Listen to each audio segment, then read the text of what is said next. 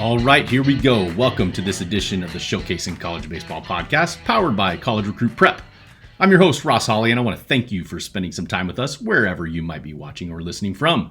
If this is your first time with us, welcome. Go give us a follow on our Facebook group page at Showcasing College Baseball, and follow the podcast on Instagram, TikTok, and YouTube at Showcase College Baseball Pod for exclusive clips and content.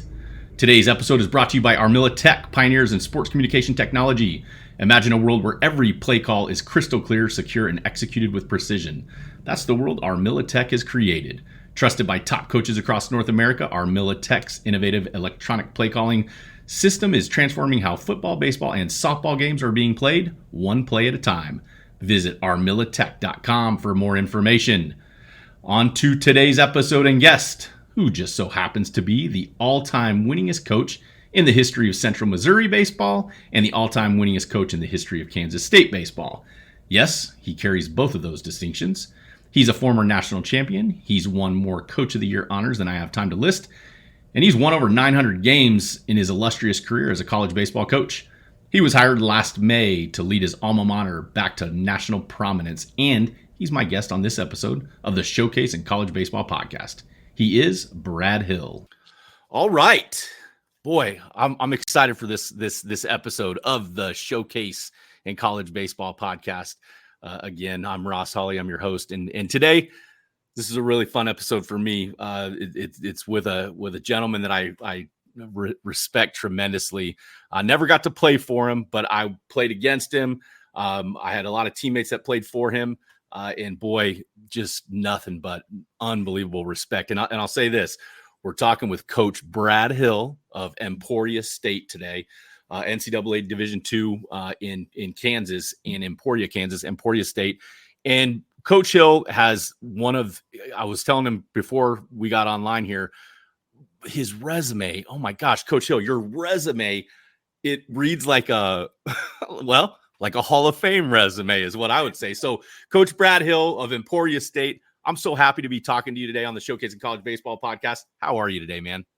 I'm great, Ross. Like I said, I appreciate anytime I have an opportunity to talk college baseball with somebody. It's an exciting day for me. I love the game, love the college game, and I've been very blessed to, had a pretty good career.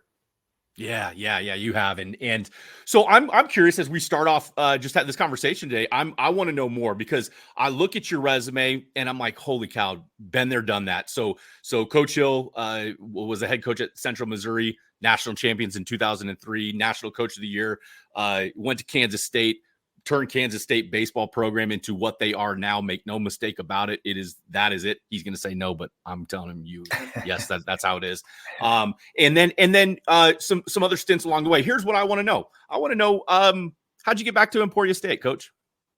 Well, it's an interesting story. So, college baseball is in my blood. Obviously, I'm pretty transparent. At Kansas State, my time ran out, and we took it to a pretty good level, a high level. One went away from the College World Series in 2013, and then unfortunately the wheels kind of came off, and we just didn't recover. So, by the time I got done 2018, and it was time for me to move on, and obviously I think Kansas State made the right decision. I was pretty beat up, tired, and worn out, and it's kind of like some people told me, I had some pretty smart people say, hey, Coach, you really need to take a year off, decompress, recharge your batteries, get ready to go. My ego had a hard time accepting that. And so, I kind of did put in for a couple of jobs. I'm not sure how actively I, pursued them, how hard I pursued them, and ended up just going to Colorado. And went to Colorado, jumped into some travel ball things. And you know what? It was cool. I got back in, and for a year, I did enjoy coaching 8-year-olds, just getting back to the roots of the game, just coaching 8-year-olds how to catch, how to swing a bat, just the rudimentary skills of beginning to be a baseball player again.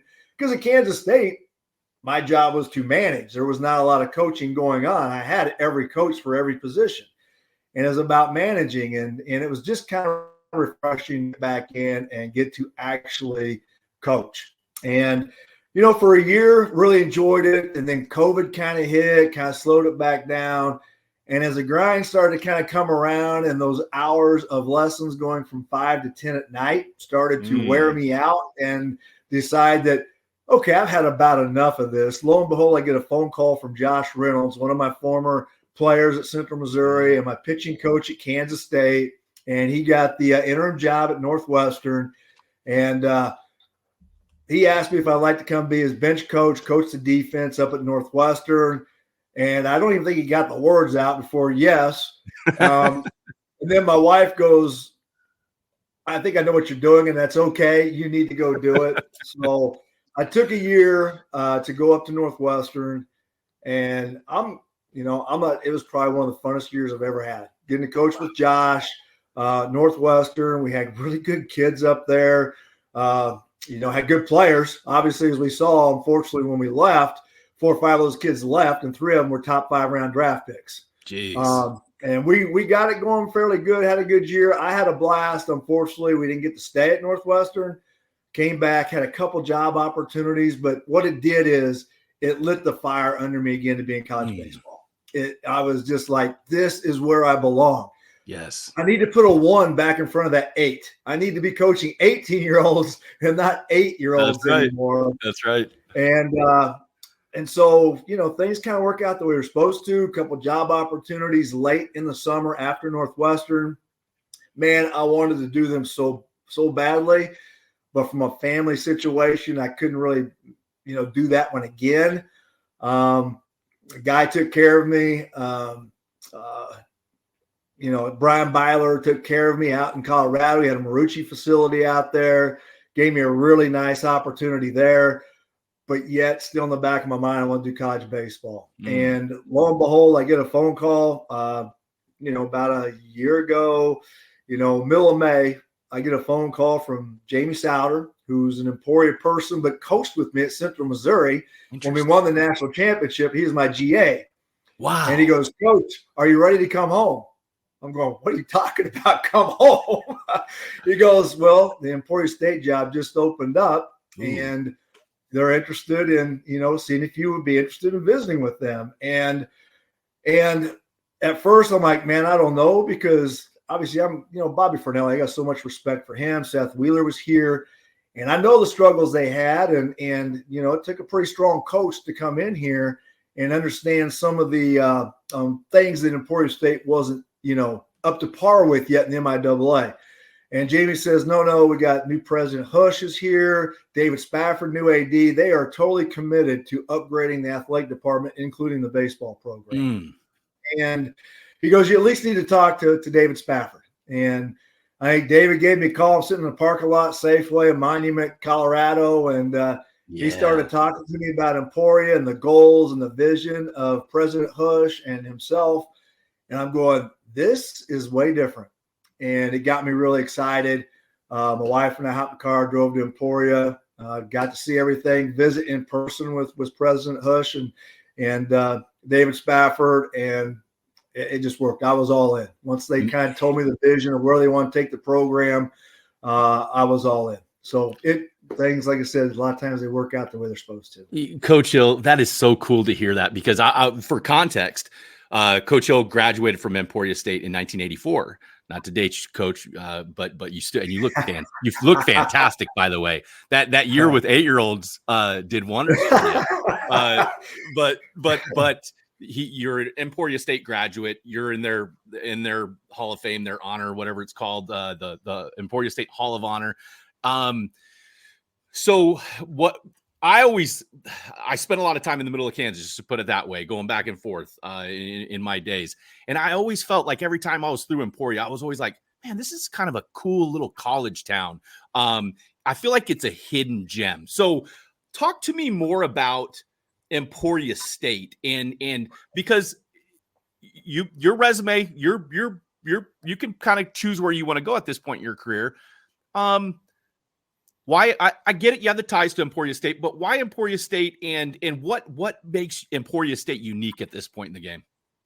Right. I think, again, commitment's everything. Having a vision and having people up top that want to have success. I mean, coaches want to be somewhere where they feel like they have a chance to win. There's no question. You want to feel like you have a chance to win. Amen. The tradition here, I think, is what people don't realize is the tradition at Emporia State. So we got 9 World Series appearances. Ooh. You got a national championship in 78. You got runners up in 87 and 2009. And, you got All-Americans. We got some pros, some MLB guys. The tradition here, honestly, is kind of hidden from everybody. And people don't realize that we probably stack up in the MIAA. I would say Central Missouri obviously has to be on top of what they've done, but we're probably right behind as far as a national recognized program. Emporia State is probably second. And that's just being honest. Sorry to the other coaches and other programs out there in the MIAA, but it's the truth. You look at our signage out there, and no one else has the signage we have of playing in World Series, the numbers of them that we have. Yeah. So, that was important. Obviously, we have facilities here that continue to grow and get better. That was important to me. I'm a player development guy. I feel like, again, as you look at teams that I've coached, and again, I've had some great coaches, and we can talk about that a little bit later about where some of my coaches are right now. But I've always been player development.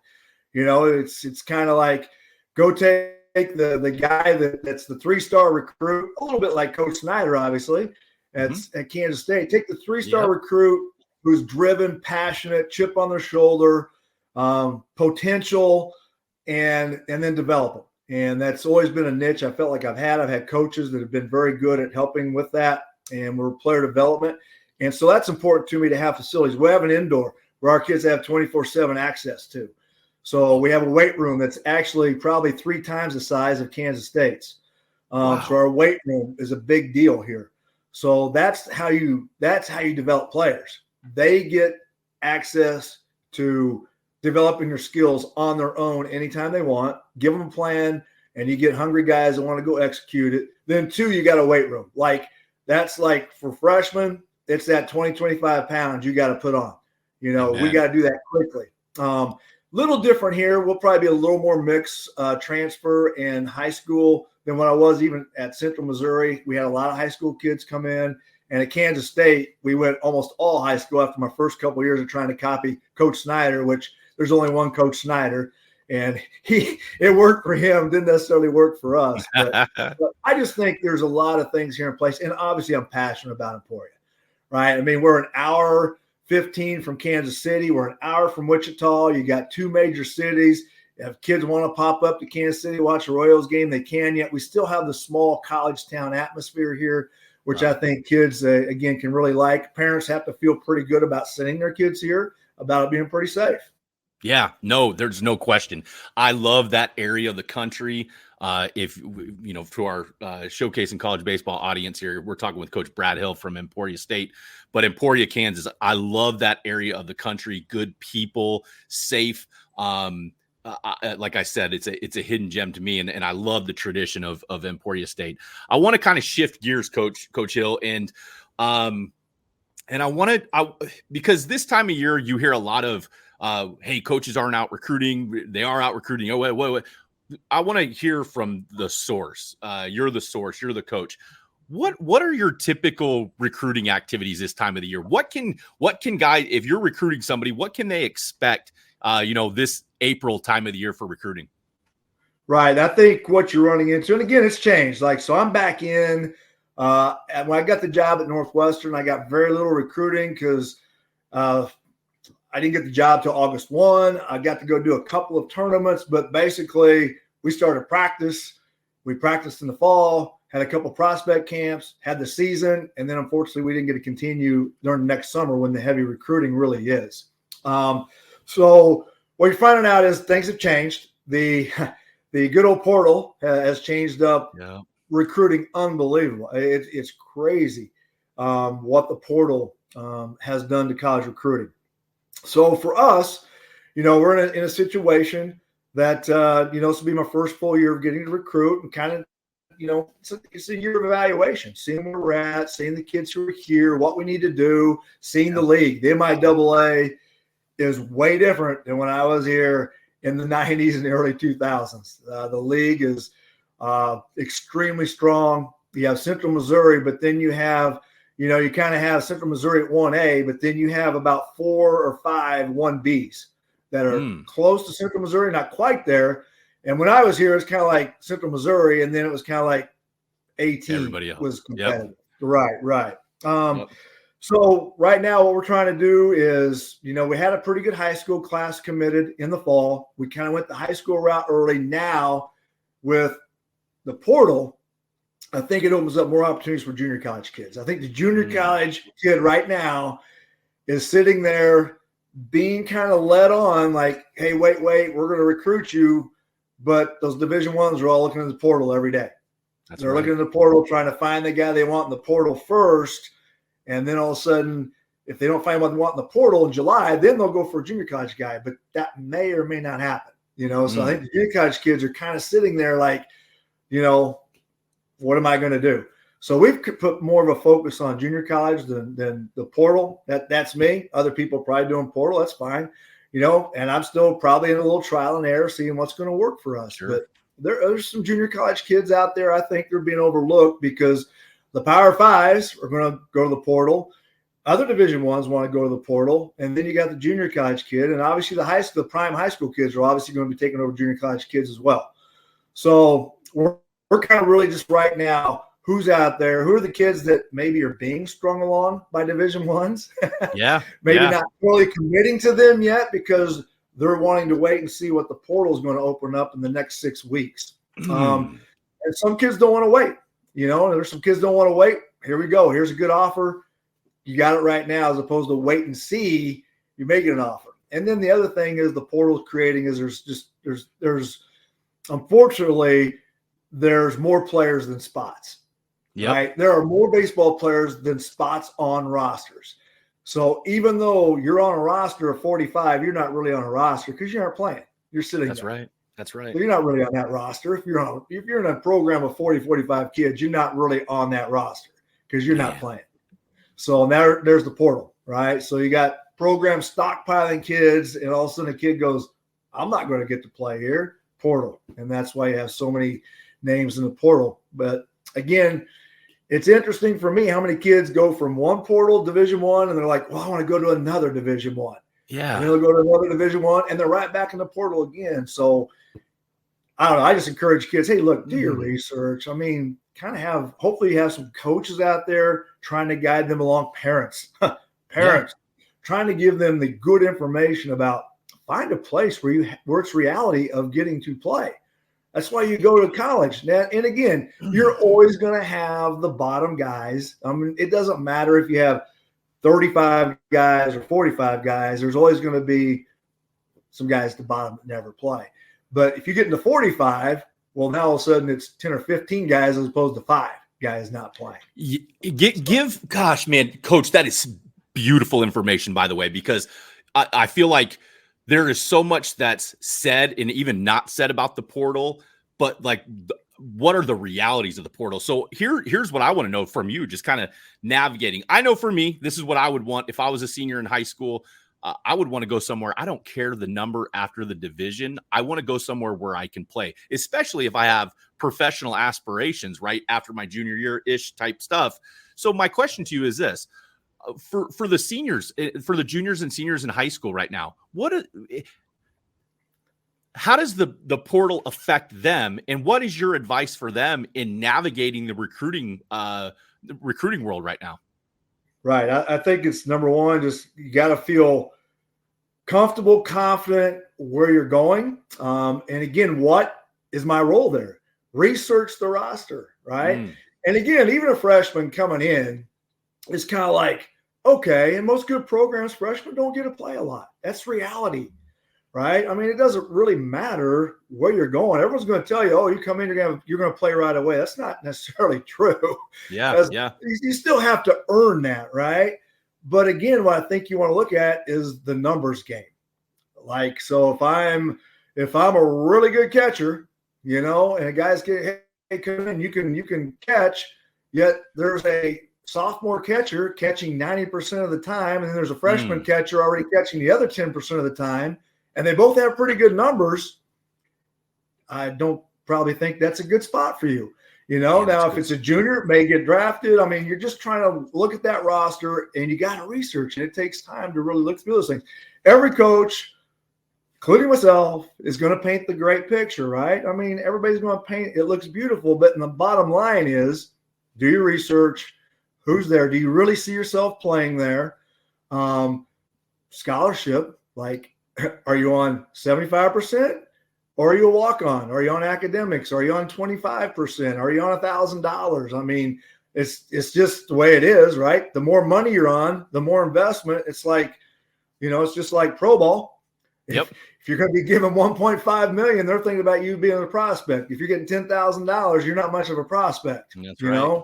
That's right. So it's kind of the same way in college baseball. Bigger the scholarship, the more they're kind of counting on you, and they're going to give you more opportunity.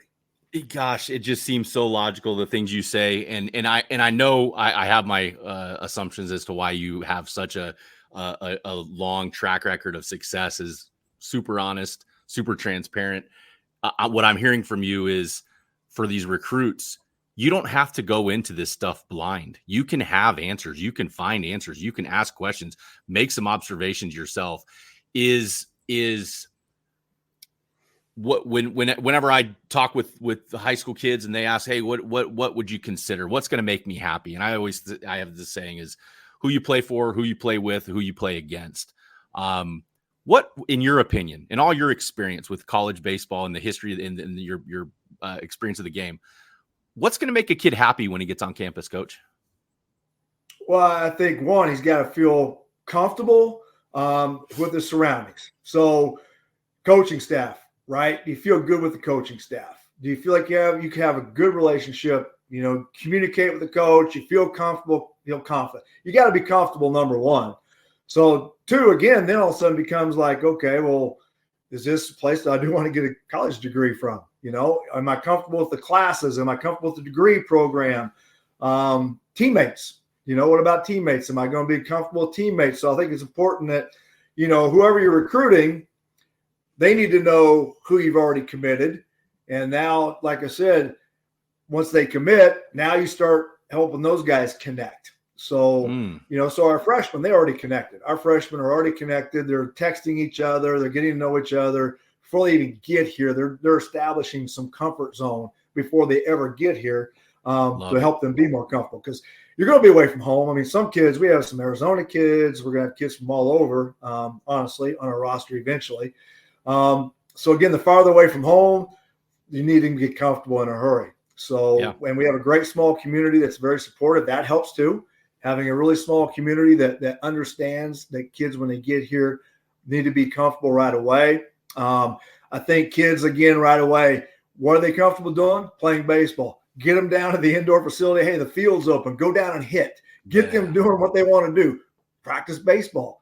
Get them going right away. Let them do it. It doesn't have to be structured. I prefer not being out there. So, again, they get comfortable laughing, having a good time with each other, getting comfortable being on campus, getting comfortable being around their teammates, and open up the field, open up the indoor, and say, hey, guys, go at it for the first couple of weeks. We just do some things like lifting, but we don't have any structured practice time, but just helping those kids kind of get comfortable, going to class, getting situated with the new surroundings. Love it. I love that. That is huge. And man, you know this. I mean, you've been in this game for so long. These relationships, they last forever. And it's crazy to me, the difference between high school versus college. Like, college is where it's at. To have that relationship and those networks that just go on and on forever. I want to get into that, Coach. I can't even imagine what the contacts in your cell phone look like, and the coaches and the guys you have access to. So I want to say this again. I'm talking with Brad Hill for the Showcasing College Baseball podcast. Talking with Coach Brad Hill of Emporia State today.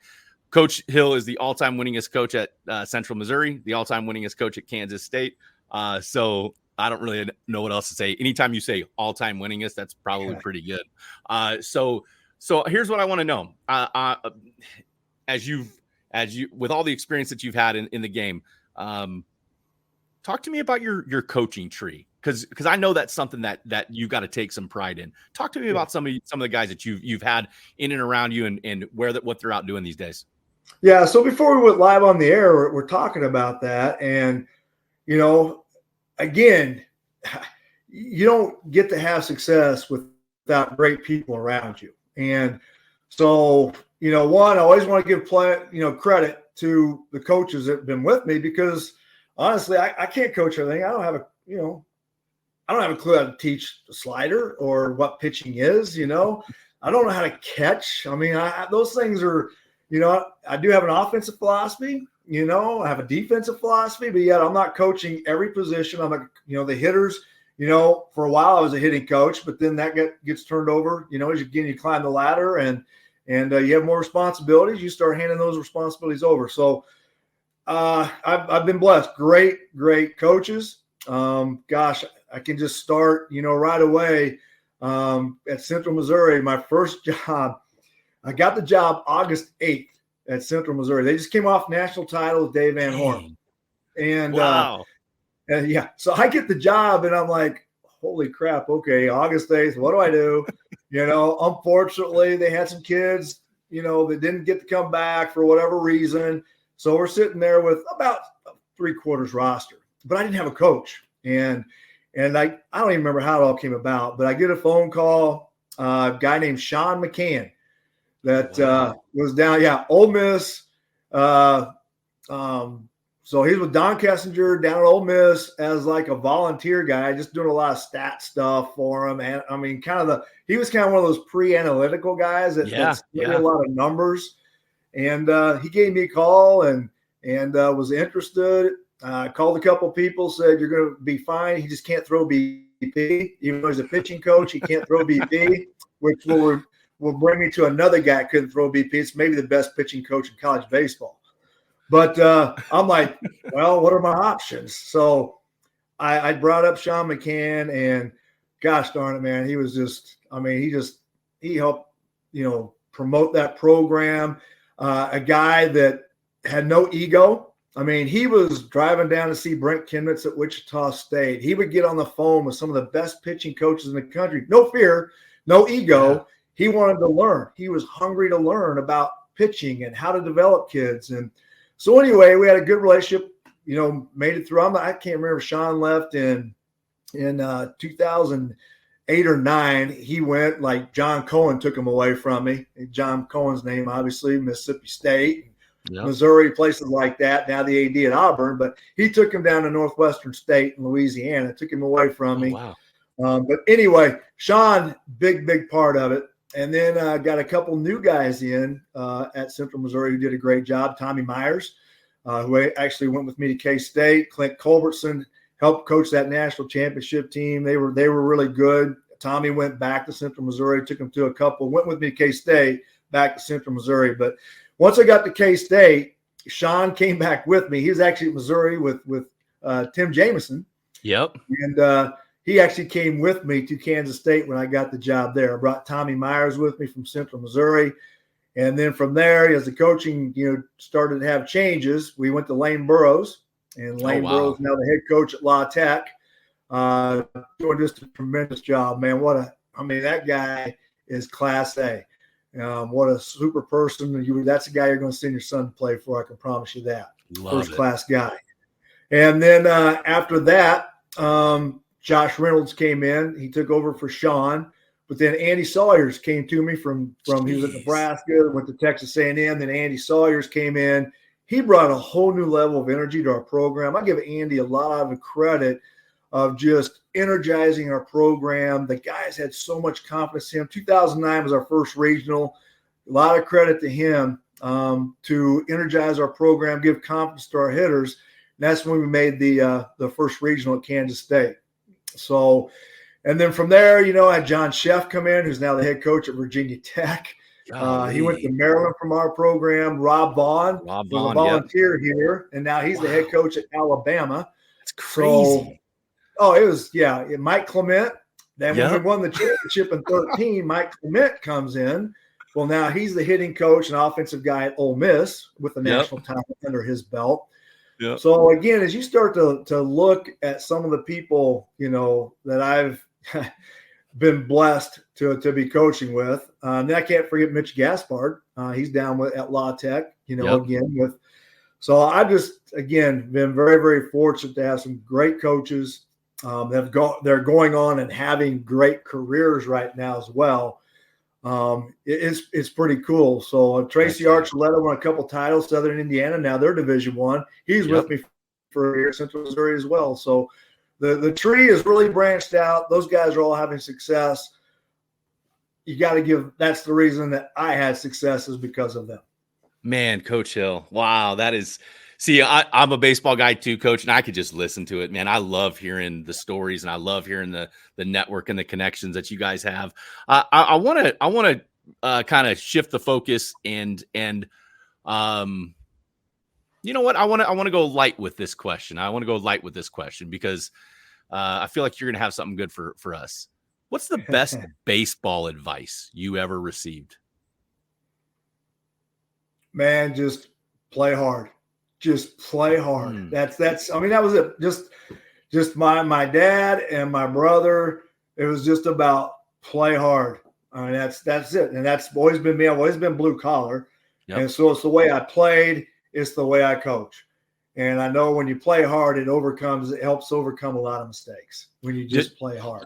Define play hard. Define play hard for me, Coach. For all those kids listening, because I'm telling you, I know what it means. But I want you to tell us what it means. What does play hard mean? So that means play hard means that you're going to run hard to first base. A comebacker to the pitcher, you're going to run hard to first base. Fly ball, you're going to get your butt to second base and touch second base. It means every ground ball that you're close to, you die for. You know, in the outfield, man, you're going to. It's no, you know, again, it's just about you're going to give up your body. You know, I mean, it's about team first, play hard, set an example, rub off on your teammates, be willing to stand in and wear a pitch. You know, I mean, that's play hard. Be a pitcher on the mound, your hat's down, and you're attacking hitters. I mean, all that, it's aggression, but it's about play hard. It's all about just playing hard. At the plate, obviously, with aggression. Like, it is absolutely with aggression. It's about sending messages, and you want to send messages. So that was just what it was. My dad instilled that was from basketball. My dad was hard on me in basketball about play hard, play harder than the other guy, you know. And again, you kind of take play hard and you start putting other adjectives with it. But to me, it's always been about play harder than the other person. And that came too from my mentor, Coach Bingham. Like, you know, Coach Bingham was here at Emporia State. Actually, he's just here this weekend or this last couple of days with me. But, man, we're just about you're going to play harder than the other team. And for me, that was also a challenge for me as an individual to play harder than the other guys on the other team. Man, I love play hard. And I that is great advice. We're talking with Brad Hill on the Showcasing College Baseball podcast here today. Coach Hill, a few more minutes, man. What great information so far. So we talk about playing hard, and you talk about, because that tells me the type of player you're looking for, and what you're looking for out on the recruiting trail and guys that you want in your program. I want to take the opposite of that. So the guys that play hard, that's what we're looking for. What are we not looking for? What are the red flags you pay attention to? Yeah, it's hard. Selfishness, guy that's looking for numbers, or the look at me guy first as opposed to team. It's gotten away, man. I'm so old school, and I have a hard time watching a lot of the MLB stuff because it trickles down, right? I mean, it's the home run, bat flips, it's the jog around, it's the pointing at themselves as they circle the bases, it's getting the double, and guys doing whatever crap at second base. And man, I'm just old. Let's just play baseball. Like, let's play old school, hard-nosed baseball and be about the team, be about being unselfish, team first. You know, guys that go in the dugout, do guys have some maturity? You know, when they go in the dugout, do they sit on the bench and pout? Or are they back up, you know, trying to encourage teammates? But I don't know. I know it's a different day and age, and guys are trying, you know, I know there's people out there going, oh, you got to change with the times. But when it becomes about look at me as opposed to see our team, I have a really hard time with that one. I personally, I don't know. I don't know how you win that way. I don't know how you win with that selfish attitude. To me, it just seems like an impossibility.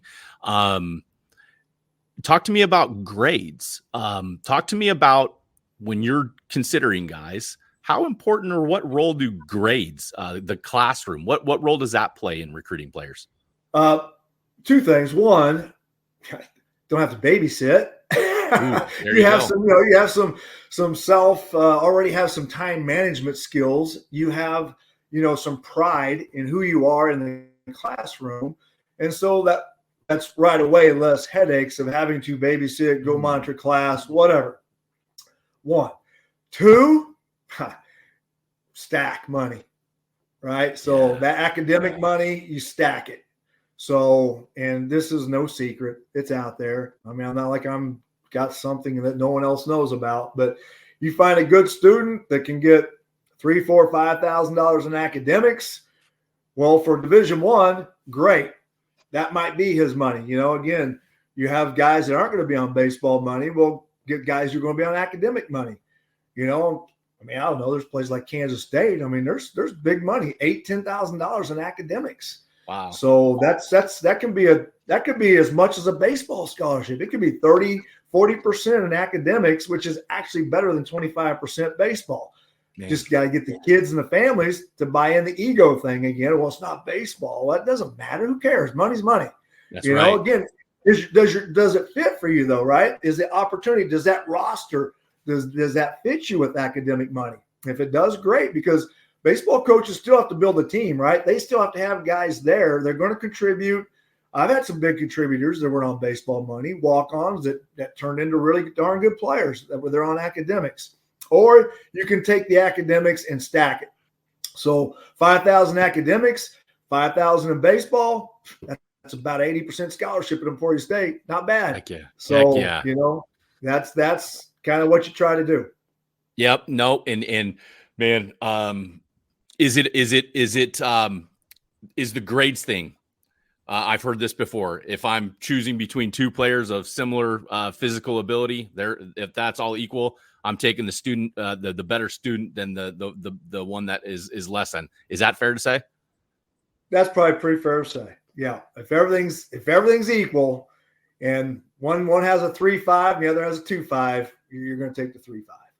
2.5, Coach 2.5. Yeah. I made that easy. I tried to make that decision a little easier. Yeah. Right there. No, I totally get it. I'm like, for you guys out there listening, if you have a 2.5, don't waste your time calling Coach Brad Hill. Coach, love the information so far. I'm a few more questions for you here. I want to know specifically, because Emporia State, NCAA Division II, rich tradition. I know where you're going with this program. Everybody knows where you're going. Everybody knows where Emporia is going to be. So let's anticipate our World Series. You're going to be in Cary. I'm well aware of this very soon. So I'm a kid listening to this podcast today. I'm a high school kid. I'm a junior college kid. And I'm like, man, this Coach Hill kind of knows what he's talking about. What's this Emporia State stuff? How do I get a hold of you? How do I get your attention as a recruit? How do I go about that process, Coach? Yeah, best thing to do is everybody sends emails. I get it, but you got to have numbers always catch, right? And there's some kids out there that have hugely inflated numbers, but the numbers do catch your eye. But then video, and then honestly, you got to have a couple coaches on there you can contact. So again, coaches can also. I know coaches are trying to promote their players. You guys sometimes got to know who you can trust and who you can't, but the video kind of tells you a lot, right? So you can see bat speed, you can see athleticism, you can see arm action, and the numbers, like I said, numbers will grab your attention, but then it kind of comes down to, well, does it work? Where's he playing? Is he playing in, is he playing in altitude with those numbers? Is he playing in a big ballpark and has numbers? Is he playing in wood bat? Is it a wood bat league? Junior college, wood bat. If you can hit 350 with wood, I would think you can hit with aluminum, So I just think there's different things you got to look at. But one is, you got to attach, there's got to be some numbers, but there's got to be some video attached to it, and then contact information. Because again, if I see a guy with bat speed, I see a guy who can really run fluid, athletic actions in the infield, a pitcher that has a good loose arm, or a pitcher that's projectable, 6'3", 170 pounds, 82 miles an hour, but yet the arm really works, man, those are projectable kind of guys. So that's the kind of things we, I probably don't need. You can look up my email on our website. It's there, Coach. It's there. I used it this morning. But hey, I will say your number's not there, so don't worry about that. I get it. But no, that's great information. And let me ask this: as a coach, you're in the business of helping kids. That's what that's one of your responsibilities is to take care of young men, right? It's so as a coach, I'm assuming you want to help guys out with this process and help get them in the right direction. Is that fair to say with the recruiting process? Hey, if I'm asking you questions, can I get advice from you? Can I get feedback? I mean, are you going to be real with me? Talk to me about that. Yeah, I think, like I said, I think the bottom line is you want kids to enjoy the college baseball experience. And I just try to tell kids, if you really want to play college baseball, I mean, like that's your passion. Like academics and parents may not want to hear me say this, but man, I want to play baseball more than the degree, right? Yes. I'll get my degree, but I want to play college baseball. There's going to be a place for you. Number one, I say that if you're serious, there probably is a place for you to play, right? So there's a lot of programs out there, and it may be, you know what, you may have to go to a little NCAA Division III junior college or junior varsity baseball for a couple of years. Sure. But I'm just telling them again, where does it fit? What are you looking for? And the college baseball experience, if you really want to do it, man, as you and I both know, we talk about all the time.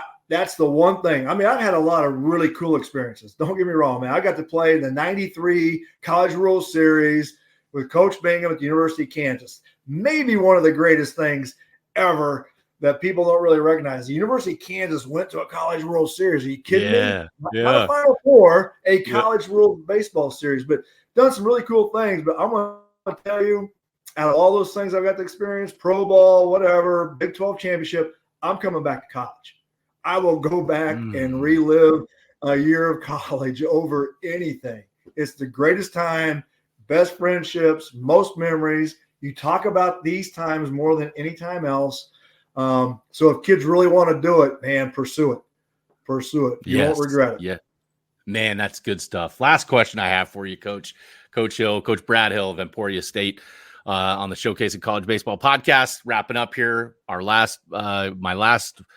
What I want to hear your soundbite, what I want your advice on is talk to parents for me. What is your advice for parents going through the recruiting process in general? Get out of the Twitter mode, right? Get out of the ego of my son needs to go play SEC, Power 5. Find him the best fit. Find where he's going to have an opportunity for real success in the classroom with his teammates, on the baseball field. Where is that? Right? It's not about the name on the jersey, right?